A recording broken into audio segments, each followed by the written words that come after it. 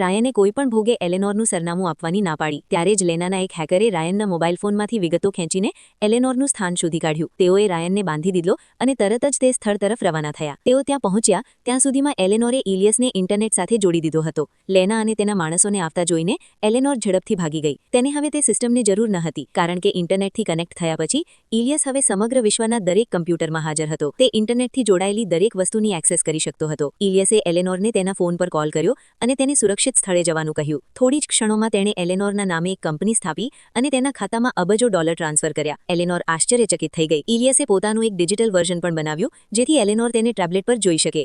પછી તેણે એલેનોરને શહેરથી માઇલો દૂર એક કસ્બામાં મોકલી, જે ચારે બાજુથી ખરબચડા રણથી ઘેરાયેલો એક નિર્જન કસ્બો હતો. ઇલિયસે સમગ્ર વિસ્તારની માલિકી એલેનોરને ટ્રાન્સફર કરી દીધી હતી. તેનો હેતુ ત્યાં એક મોટો ડેટા સેન્ટર અને પ્રોસેસર બનાવવાનો હતો, જ્યાં તે સુરક્ષિત રહી શકે. એલેનોરે ઇથન નામના એક એન્જિનિયરને નોકરી પર રાખ્યો અને તે વિસ્તારમાં એક વિશાળ ભૂમિગત ડેટા સેન્ટરનું નિર્માણ શરૂ કર્યું.